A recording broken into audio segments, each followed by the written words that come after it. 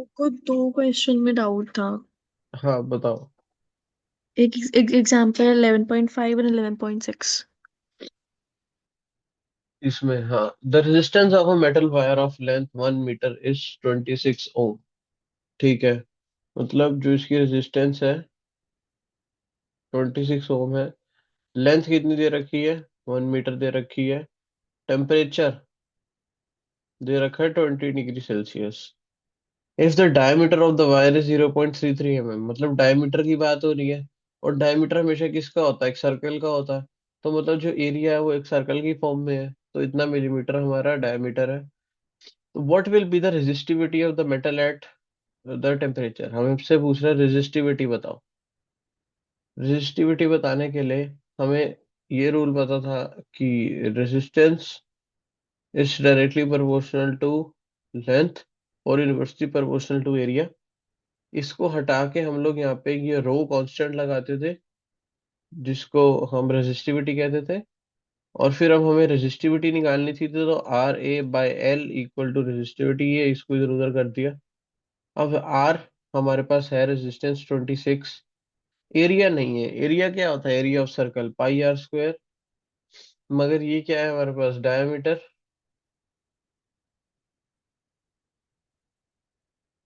ये क्या है हमारे पास? डायमीटर।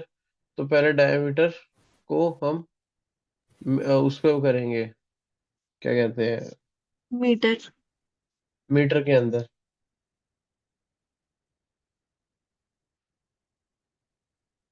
डिवाइड बाय क्या होएगा ये 0 पॉइंट, पहले इसको उसमें करो, मिलीमीटर को मीटर में, 0 × 10⁻³ मिलीमीटर में मीटर में मतलब। ये मिलीमीटर में दे रखा है ना डायमीटर तुम्हें।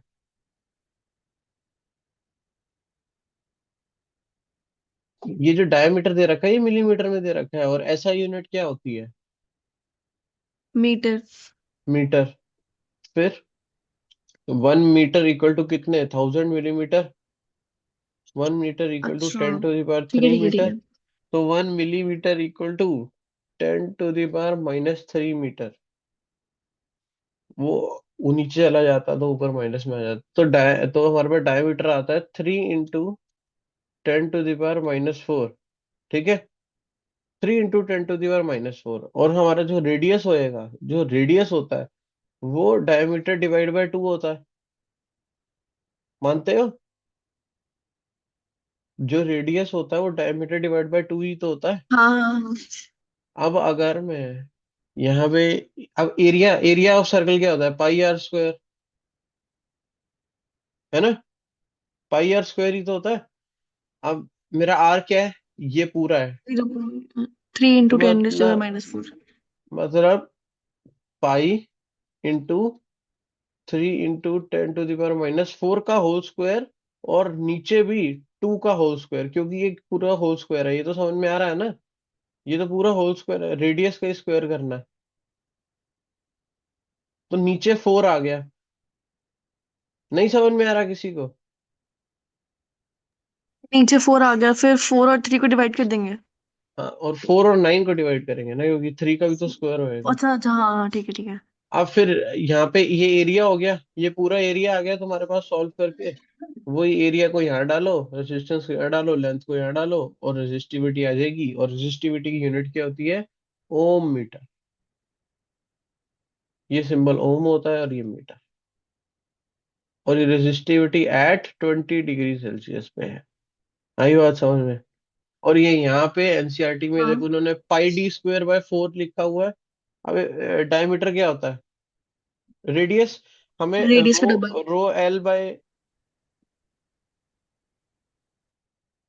L/A नहीं, रेजिस्टिविटी क्या था? RA/L है ना? RA/L। अब इसके अंदर ए हाँ, की जगह हमारे पास पाई, आर आर तो था नहीं, तो इन्होंने डी के फॉर्म में लिख दिया, क्योंकि डी को ऐसे लिख सकते हो, रेडियस को πr के अंदर और स्क्वायर, तो πd²/4। तो वही इन्होंने यहाँ लिखा, ये कुछ नहीं है। अब तुम रेडियस से ही लिखना जैसे हमने पढ़ा। भैया हाँ भैया जैसे फॉर्मूला था कि R इज इक्वल्स टू और ये P A अपॉन L। रो बोल इसको पहले तो रो। ओके, रो एल अपॉन ए। तो ये जैसे आर ने रो के साथ जगह एक्सचेंज करी, तो आर ए अपॉन एल कैसे हुआ है? वो एल नीचे क्यों गया? इसको इधर लेके गए, ये तो मैथ्स है। अब इसको एल को नीचे ले जा। अच्छा, ये नहीं पता तो बता, मैं कुछ बताऊं। नहीं पता था मुझे।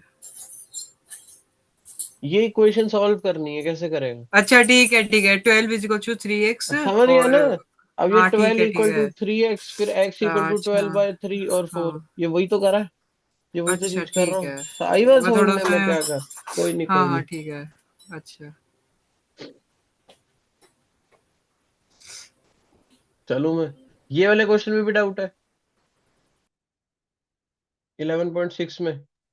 हाँ।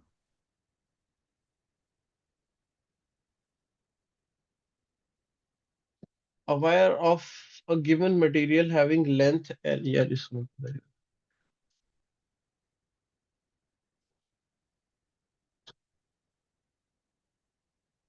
a wire of a given material having length, एक वायर है जिसकी लेंथ है L, एरिया है A, रेजिस्टेंस है 4 ओम। ठीक है, what would be the resistance, ये वायर 1 थी, और कह रहे हैं एक और वायर है जिसका मटेरियल सेम है। मतलब मटेरियल सेम है तो रेजिस्टेंस सेम होएगी। अगर मटेरियल सेम है, इनका मटेरियल सेम कहने का मतलब था रेजिस्टेंस लेंथ पे भी डिपेंड करती, कुछ नहीं। एक तरह से ये पूछ रहे हैं, जो सेकंड वायर है जो सेम मटेरियल की है और उसकी लेंथ अब L/2 है, और area of cross section double कर दिया, अब कह रहे हैं रेजिस्टेंस क्या होगी। ठीक है, रेजिस्टेंस का फॉर्मूला क्या हुआ करता था, ρL/A। अगर ये लेंथ को मैं बढ़ाऊंगा तो रेजिस्टेंस भी बढ़ेगी, तो resistance is directly proportional to length. अगर मैं लेंथ को 2 गुना करूंगा तो रेजिस्टेंस भी 2 गुना होंगी। और अगर मैं लेंथ को हाफ करूंगा, अगर मैं लेंथ को कम करूंगा तो मेरी रेजिस्टेंस भी कम होएगी। तो अगर मैंने लेंथ को आधा करा तो मेरी रेजिस्टेंस भी हाफ गुना हो जानी चाहिए। बट इसको हम, ये इस क्वेश्चन को करने के दो तरीके हैं। या तो तुम वो अपना तरीका ऐसे ही कर लो कि ये डिपेंड करता है, या ये। बट अगर हम फॉर्मूले से करें, अगर हम इस क्वेश्चन को फॉर्मूले से करें, तो हमारा आएगा रेजिस्टेंस इक्वल टू ρL/A। और ये पहले क्या थी, 4 इक्वल टू ρL/A।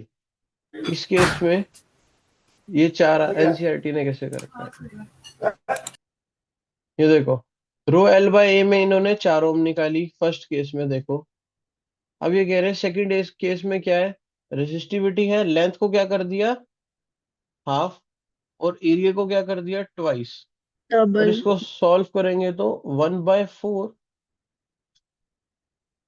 ये देखो। वायर 1 में लेंथ, एरिया और रेजिस्टेंस थी 4 ओम, और R इक्वल टू ρL/A। अभी के लिए ध्यान रखो कि इस रेजिस्टेंस की वैल्यू 4 ओम है, मतलब इसको अगर मैं सॉल्व करूंगा तो मेरे पास 4 ओम आना चाहिए। मानते हो सारे?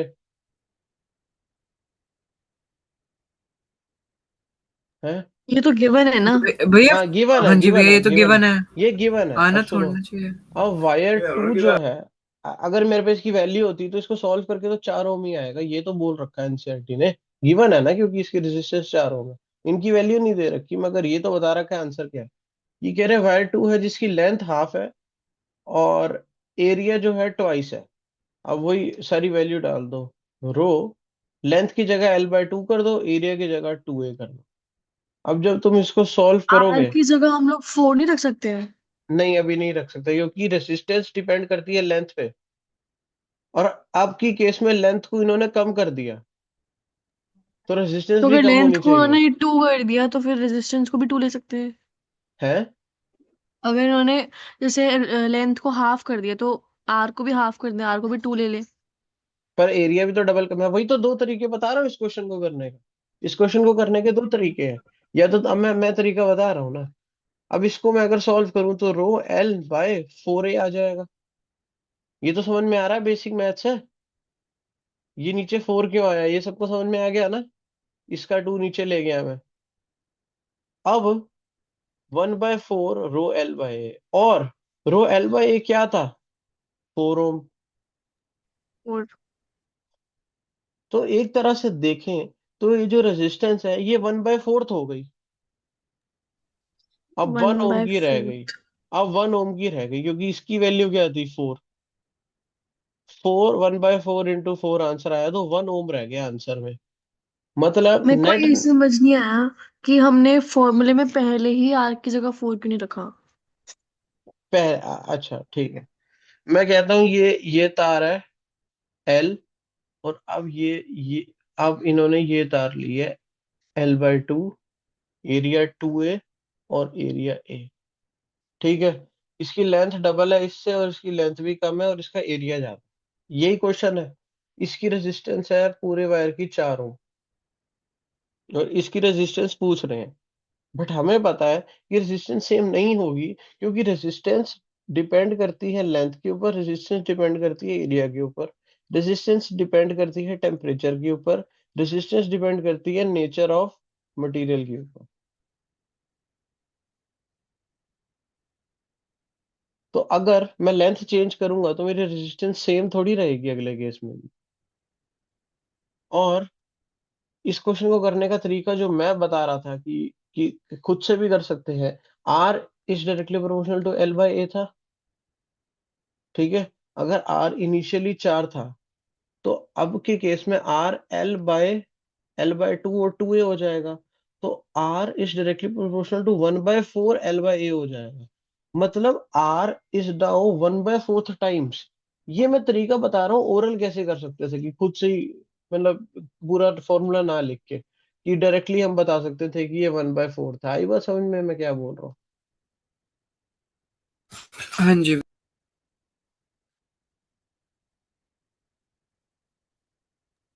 क्या। मैं बस एक बार दोबारा समझा दो, मतलब अच्छे से नहीं आई।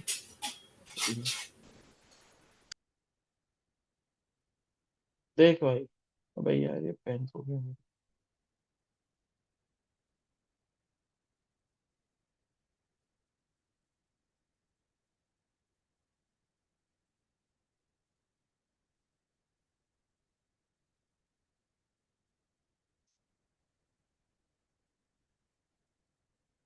ठीक है, ये कह रहे हैं हमारे पास एक है वायर 1 और एक है वायर 2। ठीक है, वायर 1 की रेजिस्टेंस है 4 ओम, लेंथ है, और लेंथ है एल और एरिया है ए। वायर 2 की रेजिस्टेंस बताओ जब लेंथ तुम्हारी हाफ है और एरिया तुम्हारा ट्वाइस है। ठीक है भाई, यार ये पेन को क्या हो रहा है?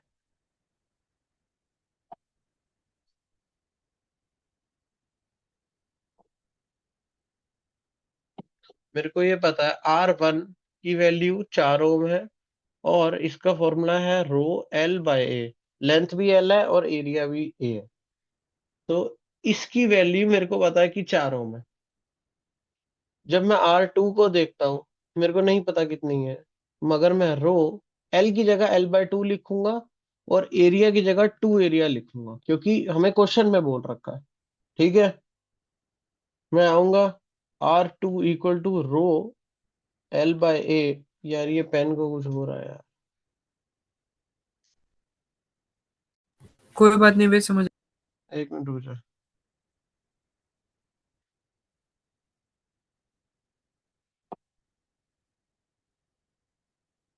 अब नहीं आएगा।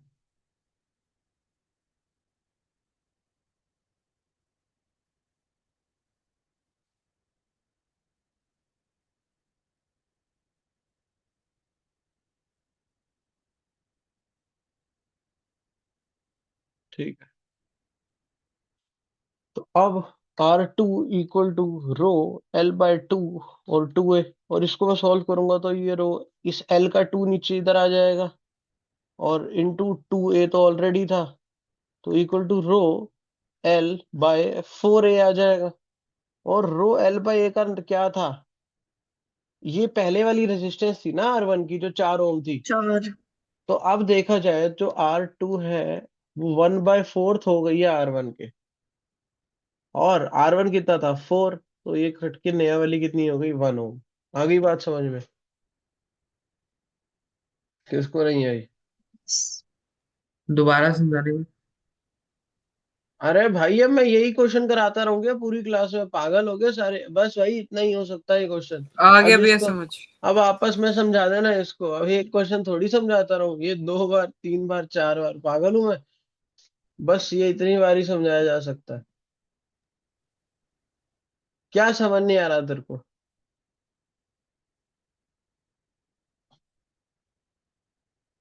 म्यूट करके बोल रहा हूँ। फोर फोर को आपने किसने इससे कट करा है वो दे रहा है। क्या? फोर को आपने एक बार स्क्रॉल अप करो। अरे मेरे भाई पहले की रेजिस्टेंस कितनी थी, 4 ओम। ठीक है। हम्म। पहले की रेजिस्टेंस में लेंथ कितनी थी, L, एरिया कितना था, A।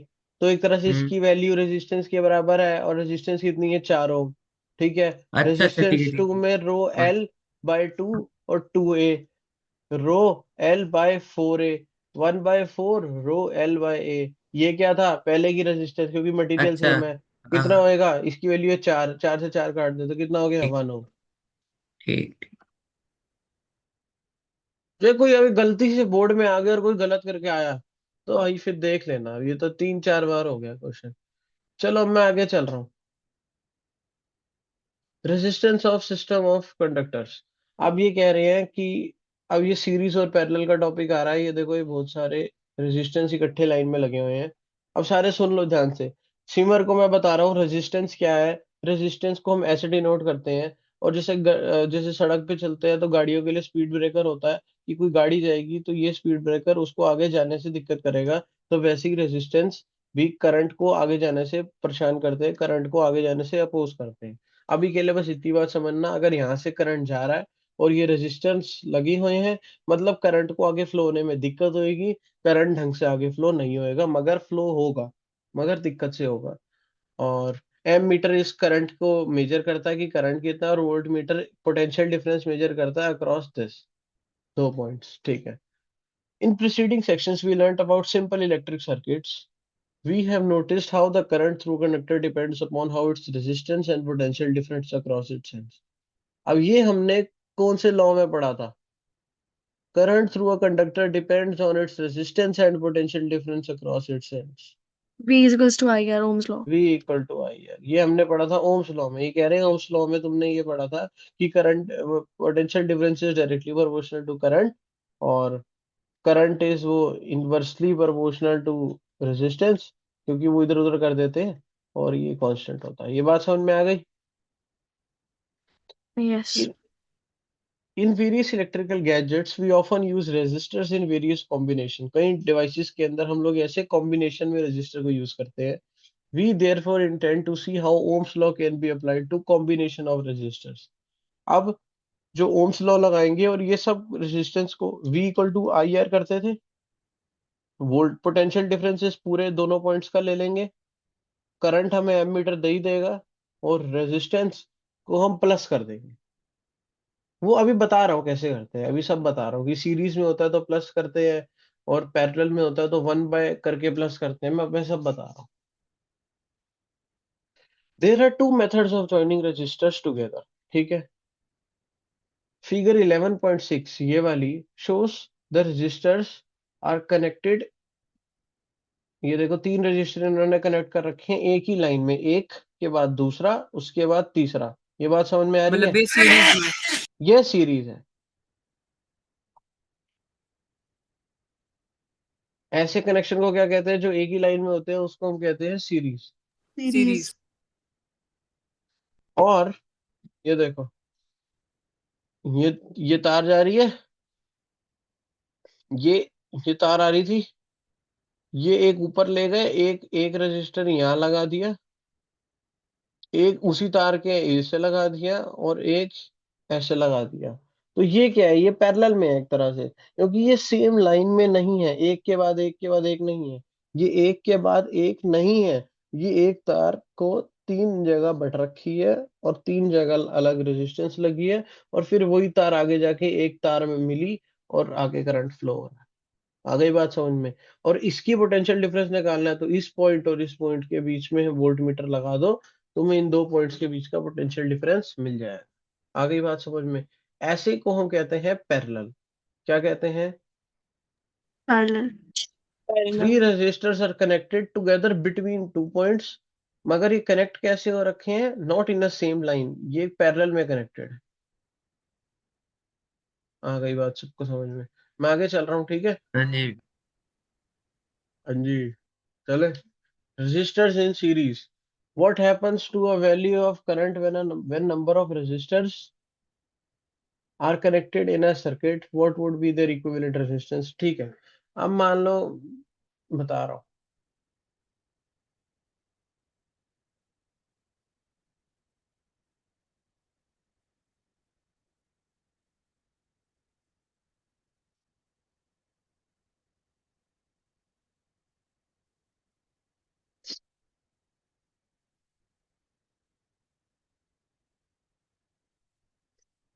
पहले तो मैं सिंपल सी एक बात बता दूं कि जब भी तुम्हें ओम्स लॉ लगा, अब जैसे मान लो कोई कहे कि करंट निकालो या पोटेंशियल डिफरेंस निकालो, तो हमेशा ओम्स लॉ लगता है ऐसे केसेस में। और अगर सीरीज में होता है तो रेजिस्टेंस आर नेट, मैं ये देख लो क्या लिख रहा हूँ इसको, आर नेट मतलब टोटल रेजिस्टेंस, क्योंकि बहुत सारी रेजिस्टेंस लगी हुई हैं। और अगर मान लो तीन रेजिस्टेंस लगी हैं सीरीज में, क्योंकि ओम्स लॉ के अंदर तो तुम एक ही रेजिस्टेंस लिखोगे फाइनल वाली कि पूरे सर्किट की कितनी है, ठीक है? आर नेट अगर सीरीज में है तो ऐसे प्लस कर दो डायरेक्ट। अगर ये 1 ओम की होती, ये भी 1 ओम की होती, 1 ओम की होती, तो आर नेट कितना होता? 3 ओम। और अगर ये होती पैरेलल में तो मेरा आर नेट होता 1/r, तो मेरा आर नेट होता 1/r net equal to 1/r1 plus 1/r2 plus 1/r3। इसको सॉल्व करके मेरे को 1/r नेट मिलता, और फिर मैं उसको ऐसे उल्टा कर देता तो आंसर मेरे को आर नेट मिल जाए। मैं अभी आगे बताऊंगा, मैं अभी सिर्फ बेसिक बता रहा था, ठीक है? Join three resistors of different series, connect them with a battery, ammeter and a plug। ये कह रहा है, ये देखो, ये तुमने एक बैटरी से एक यहाँ प्लग लगा दो, और ये एक रजिस्टर, दो रजिस्टर, तीन रजिस्टर लगा दो, ठीक है? पहला रजिस्टर 1 ओम, दूसरा रजिस्टर 2 ओम, तीसरा 3 ओम, ठीक है? और बैटरी जो है वो 6 वोल्ट की है। 6 वोल्ट का क्या मतलब है? ये हमें पोटेंशियल डिफरेंस बता रहा है कितना है, 6 वोल्ट का है।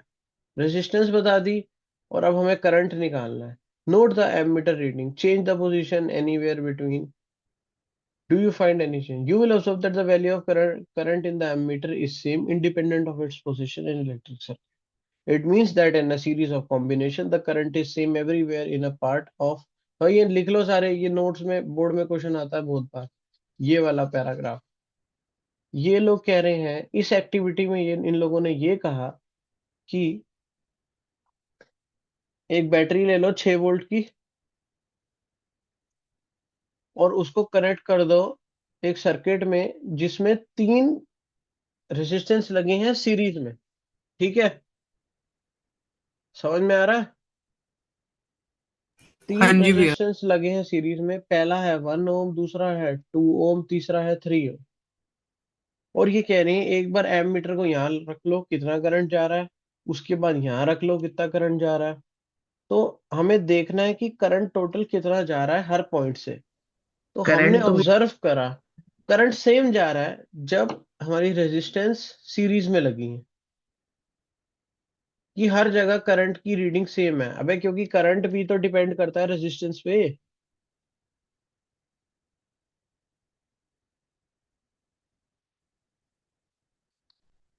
अगर रेजिस्टेंस बढ़ाऊंगा अगर मैं रेजिस्टेंस बढ़ाऊंगा तो करंट कम होना चाहिए, यही होता है ना वैसे तो। भैया रेजिस्टेंस तो 6 हो गई ना, वोल्ट को 6 वोल्ट पे 6 लगा के और रेजिस्टेंस पे 6 लगा के तुम निकाल लेंगे। रेजिस्टेंस पे 6 कैसे निकाल रहा है? हाँ हाँ क्योंकि हाँ भैया हाँ हाँ, बिल्कुल सही कह रहा, बिल्कुल सही कह रहा। मैं वही बताना चाह रहा हूँ कि जब सीरीज में होती है तो एक कंक्लूजन निकली कि करंट जो है, तेरे को ये तो पता लग गया कि करंट कहीं ना कहीं डिपेंड करता है रेजिस्टेंस के ऊपर भी, ये बात पता लग गई है। अभी के लिए इस पॉइंट को रोको। और एक्सपेरिमेंट से ये साबित हुआ कि इस सर्किट में अगर रेजिस्टेंसेस सीरीज में लगी हैं, एक लाइन में लगी हैं, तो करंट हर एक पॉइंट पे सेम होएगा, चाहे वो कितना भी हो। 1 एम्पियर भी हो, वो हर जगह 1 एम्पियर ही हो। ठीक है, अभी के लिए बात समझ में आई मैं जो बोलना चाह रहा हूँ सीरीज के अंदर। हाँ जी भैया। तो अब ये जो इन्होंने, आपने डायग्राम बनाया था अभी, हाँ, इसमें वोल्टेज भी 6 है, और अगर हम वो निकालें क्या कहते हैं रेजिस्टेंस, तो वो भी 6 है। ये कैसे हो सकता है?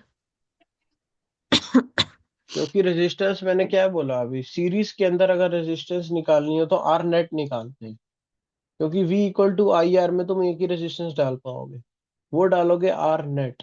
और आर नेट अगर सीरीज में है तो R1 plus R2 plus R3 करेंगे। और अगर पैरेलल में होता है तो हम ऐसे कैलकुलेट करते हैं, सीरीज वन अभी बाय। ये वाला सीरीज में है तो 3 + 2 + 1 6 हो हाँ, गया। और हाँ, वोल्टेज भी 6 है, तो ये कैसे 6 सेम है। हो सकता है? क्या सेम क्यों नहीं हो सकता? अगर current is indirectly proportional to resistance, तो अगर करंट कम है तो रेजिस्टेंस ज्यादा होनी चाहिए। करंट कहाँ कम है, करंट तभी तो 1 एम्पियर है।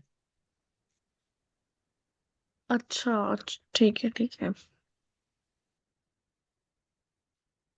मैं बता रहा हूँ ना, मेरे को बताने दो तो मैं प्रूफ कर रहा हूँ अभी आगे वो चीज। अब ये देखो, अब इन्होंने क्या करा।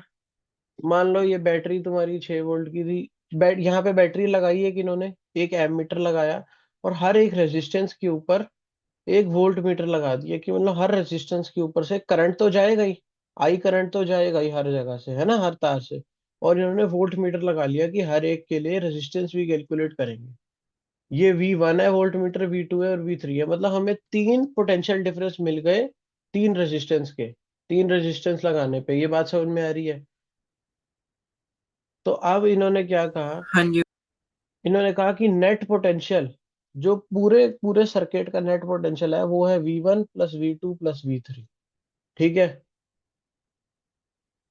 नहीं समझ में आ रहा तो जल्दी बताओ, मैं दोबारा बताऊंगा। आ गया। ये आ गया। आ गए। अब V net equal to I R1 plus I R2 plus I R3, क्योंकि करंट हर जगह सेम जाएगा। ये हमें पिछले वाले एक्सपेरिमेंट ने बताया कि सीरीज में जब भी रेजिस्टेंस लगी है, हर जगह क्या करंट हमेशा सेम जाएगा। तो I R1 plus I R2 plus I R3, और जो पोटेंशियल डिफरेंस नेट है उसके अंदर भी V R net I R1 plus I R2 plus I R3 ये होगा। और जो फाइनल पोटेंशियल डिफरेंस है उसमें भी करंट तो सेम ही है, तो हर जगह से करंट हटा दो। भैया हमने इसको मतलब जो ओम्स लॉ था V = IR, तो उसमें V की जगह IR लिया है। यार ये देखो, ये क्या, ये प्रूफ दे रहे हैं कि देखो, फर्स्ट एक्सपेरिमेंट, एक एक्सपेरिमेंट करा गया जिसमें बताया गया कि current is same at all places when the resistances are in series. ये बात समझ में आई? अगर मेरा ये सर्किट है और मैंने 1 2 3 रेजिस्टेंसेस लगाई हैं, तो यहाँ पे अगर मैं एमीटर लगाऊं, यहाँ पे एमीटर लगाऊं, यहाँ पे एमीटर लगाऊं, यहाँ पे एमीटर लगाऊं, यहाँ लगाऊं, हर जगह पूरे सर्किट में करंट सेम होगा। ये एक्सपेरिमेंट था और इसके रीडिंग को अपने दिमाग में डाल।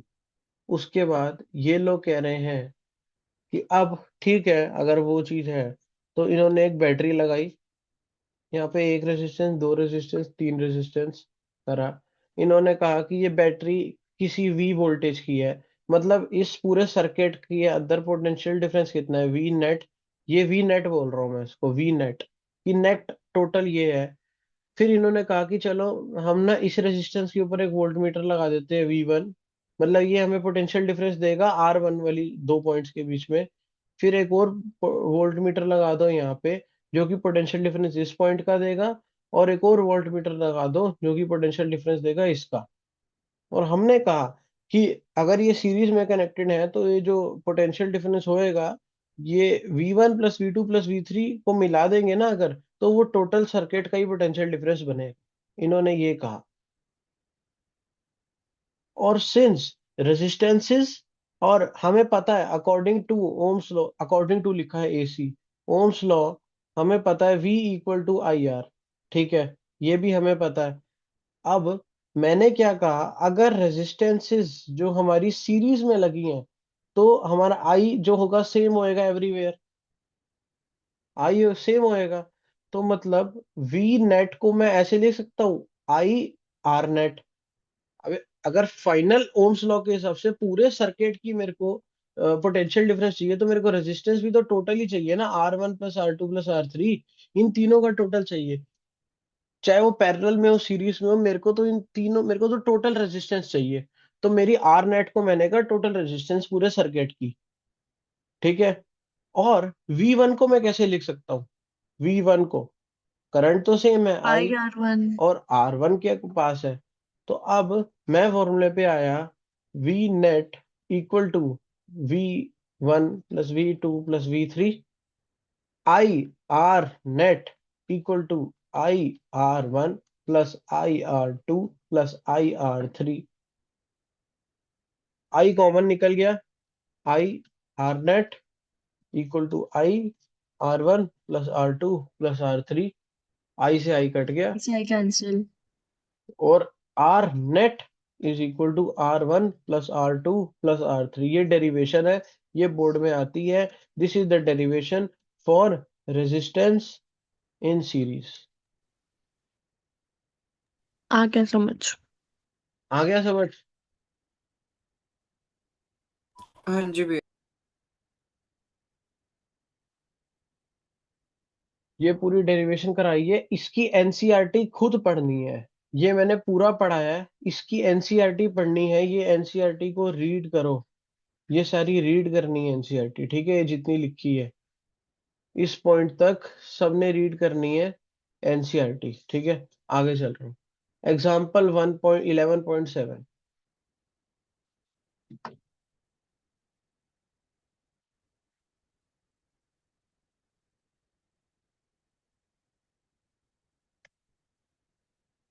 ये देखो क्वेश्चन क्या कह रहा है, सारे सुनो क्वेश्चन। करो भाई, क्वेश्चन पढ़ दे यार एक बार। An electric lamp whose resistance is 20 ohm and a रुक जा, conductor रुक of जा। 4 ohm. जब भी पेपर होए हमेशा साथ के साथ लिखो, रेजिस्टेंस कितनी है, 20 ओम। कंडक्टर ऑफ, एक लैंप है जिसकी रेजिस्टेंस है 20 ओम, मैं लैंप को R1 कह देता हूँ। और एक और कंडक्टर है जिसको मैं R2 कह देता हूँ, जिसकी रेजिस्टेंस है 4 ओम। चल, are connected to a 6 volt battery. मतलब एक ये लैंप, और एक ये बल्ब बल्ब और एक ये कंडक्टर। ठीक है, ये 4 ओम का है और एक ये 20 ओम का है, इनको कनेक्ट कर रखा है थ्रू अ 6 वोल्ट बैटरी। मतलब पोटेंशियल डिफरेंस नेट कितना है, 6 वोल्ट। तो भैया ये तो इसका क्या कहते हैं आंसर 4 आ गया, क्योंकि वो रेजिस्टर प्लस करी पहले, अरे रुक जा, उसके तो बाद क्वेश्चन पढ़ पहले आगे। resistor are connected to a 6 volt battery. Calculate the total resistance of the circuit रुक जा, and be calculate the total resistance. अब मेरे को पता है, अभी इतनी बड़ी डेरिवेशन करी, अब मैं बार बार डेरिवेशन तो करूंगा नहीं, मेरे को ये पता है। और अगर सीरीज में रेजिस्टेंस लगी हुई है तो मेरी जो नेट रेजिस्टेंस होगी पूरे सर्किट की, वो क्या होगी, R1 plus R2 24. Plus R3, जितनी भी है। इस केस में दो है तो R1 plus R2 equal to 20 plus 4 equal to 24 ohm. मेरी नेट रेजिस्टेंस इस पूरे सर्किट की कितनी है, 24 ओम। ये बात समझ में आ गई? हाँ जी भैया। किसको नहीं आई? आ गई भैया। चलो आगे करो जल्दी। The current through the circuit, current कितना है सर्किट पे। अब अब V net equal to IR net. ठीक है, V कितना है 6, I तो हर जगह सेम ही होएगा, और R कितना है 24, I equal to 6/24, 1/4, 0.25 ampere, 0.25 ampere. ठीक, समझ नहीं आया तो जल्दी बताओ, किसको समझ नहीं आया? आ क्या आगे भैया? भैया। आ गया? तन्मय? आ गया आ भैया। गया। ठीक है, अगला क्या कह रहा है? The potential difference across the electric lamp and the conductor. में फंस गए। अब ये कह रहा है, अब तुम्हें करंट तो पता लग गया है, और तुम्हें ये भी पता है एज पर एक्सपेरिमेंट 1 कि अगर कोई रेजिस्टेंस सीरीज में लगी है तो हर एक पॉइंट पे करंट क्या होगा, सेम होगा। मानते हो? अब ये कह रहा है कि ये अब ध्यान से सुन लेना सारे। भैया एक बार जब आपने बोला कि अगर रेजिस्टेंस हमने निकाल ली तो करंट हर एक पॉइंट पे सेम होगा। सेम होगा, क्योंकि सीरीज में लगी है, ये एक्सपेरिमेंट है, ये एक्सपेरिमेंट करके इन्होंने निकाला। पर उसका मतलब क्या है फिर? I is indirectly proportional to R. अबे यार, यही सर्किट है, इसके अंदर मैं रेजिस्टेंस अभी एक की लगा रखी, एक एक एक, और मैं यहाँ पे 50 50 50 की लगा दूं, तो क्या रेजिस्टेंस अभी भी सेम रहेगी? करंट अभी भी सेम रहेगा? करंट कम ही होएगा ना, क्योंकि रेजिस्टेंस बहुत ज्यादा बढ़ गई है। बात समझ में आ रही है? वो प्रोपोर्शनल एक केस में है ही नहीं, वो प्रोपोर्शनल है अभी कितना है और फिर बाद में कितना है। तो तब हम कह सकते हैं कि रेजिस्टेंस जितनी ज्यादा बढ़ाओगे उतना ज्यादा करंट कम है। समझे मैं किस सेंस में कह रहा हूँ? आई बात समझ में? अब देखो, ये लोग कह रहे हैं कि तुम्हें वी नेट तो पता है 6 वोल्ट है, अब ये कह रहे हैं कि हमें बताओ यार ये क्या बना दिया, ये 6 वोल्ट की लगी है, यहाँ पे एक ये रेजिस्टेंस है, और फिर एक ये बल्ब लगा हुआ है, और ये खत्म है स्विच। ठीक है, अब ये कह रहे हैं इसके इसके फर्स्ट वाले के अक्रॉस पोटेंशियल डिफरेंस बताओ, और इसके अक्रॉस पोटेंशियल डिफरेंस बताओ V2 के। ठीक है, मैं क्वेश्चन तो मैं करा ही रहा हूँ, बट मैं हटके एक चीज बता रहा हूँ। मेरे को क्या पता है इसकी 4 ओम है और इसकी कितनी है 20 ओम, ये तो मेरे को पता है। और मेरे को करंट की वैल्यू भी पता है कितनी है, 0.25 एम्पियर। तो बस मैं V1 इक्वल टू IR1 होएगा, IR 0.25 × 4, और V2 इक्वल टू 20 × 0.25 करके मेरा दोनों का आंसर आ जाएगा। ये तो मानते हो? मानते हो? हाँ इसको जी भैया। सॉल्व सॉल्व करके क्या आता है V1 को? 0.25 × 4 करके क्या आता है? 100, वन। 1, 1 वोल्ट। V1 हो गया 1 वोल्ट, V2 कितना हो गया? 25 फाइव। × 2 कितना? 5 वोल्ट। फाइव। अब देखो, जब हम डेरिवेशन कर रहे थे, जब मैंने कहा था V net equal to V1 + V2 + V3, अब मैं कहता हूँ V1 + V2 को करो, 5 + 1 कितना हुआ 6, और नेट कितनी थी 6। आ आ गया गया समझ? समझ। सबको समझ में आ गया? हाँ जी भैया। हाँ जी, हाँ जी भैया। हाँ जी भैया। हाँ जी भैया।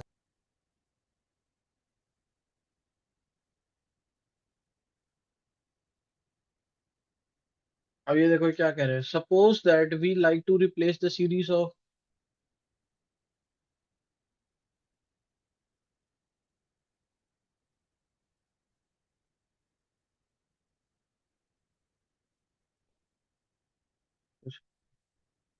ठीक है। अब ये देखो, ये तुम्हारा होमवर्क है, ये सबका होमवर्क क्वेश्चन है दोनों। ड्रॉ सिस्टमेटिक डायग्राम, ये डायग्राम बनाना है तुमने, प्लग लगाना है, सबको सीरीज में इनको कनेक्ट करना है। जहां सेल बोला है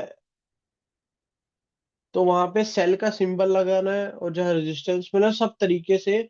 और ये जो हमने ऊपर रूल पढ़े थे ये वाले, ये डायग्राम कैसे बनाते हैं हमने पढ़ा था ना कि उसको क्या है उसकी, ये वाला पेज। तो यहाँ से देखना कि कैसे क्या उनकी रूल होते हैं, डायमेंशन मतलब क्या डायग्राम में बनाते कैसे। अब जल्दी से मैं अगला टॉपिक करा रहा हूँ, resistance in parallel with heating effect. ठीक है, अभी के लिए इतना पढ़ के आओ सीरीज तक, फिर कल क्लास होएगी। 9 बजे ही। देखो सारे प्लीज आ जाना, और अब तुम्हारा बोर्ड का पेपर है 1 महीने में, तो ये सारे चैप्टर फटाफट खत्म करो इनको, क्योंकि फिर ये रिवीजन ही हो रही है, तो इसके बाद मैं बोर्ड के क्वेश्चन भी दूंगा। अभी के लिए आज कोई होमवर्क नहीं है, कल मैं तुम्हें बता रहा हूँ, मैं कल बोर्ड के क्वेश्चन होमवर्क में दूंगा और सबको करके आने पड़ेंगे। तो उससे पहले 3 क्लास खत्म करो। जो भी डाउट है अभी के लिए आपस में सॉल्व करो, क्योंकि मेरी तो इधर रात हो जाएगी। तो आपस में तुम लोग कल बैठ के जो भी है अपने डाउट सॉल्व करो, और क्लास में आने के बाद जो बचते हैं डाउट मेरे से पूछो, और कल तक ये इस पेज नंबर तक सबके एनसीईआरटी के नोट्स और यहाँ तक के एनसीईआरटी के क्वेश्चन हो जाने चाहिए। और ये वाले क्वेश्चन तो फिर मैं कल ही होमवर्क में दूंगा। अब तक के लिए इतनी एनसीईआरटी पढ़ के नोट्स और ये सारे क्वेश्चन बनाना, फिर कल से मैं बोर्ड के क्वेश्चन दूंगा प्रैक्टिस में घर के लिए, क्योंकि अब 2 क्लास और रह जाएंगी इस चैप्टर की, और 2 क्लास में बोर्ड के क्वेश्चन ही होंगे। ओके। Okay, bye bye. ठीक है भैया। कल 9 बाय बजे भैया। क्लास है।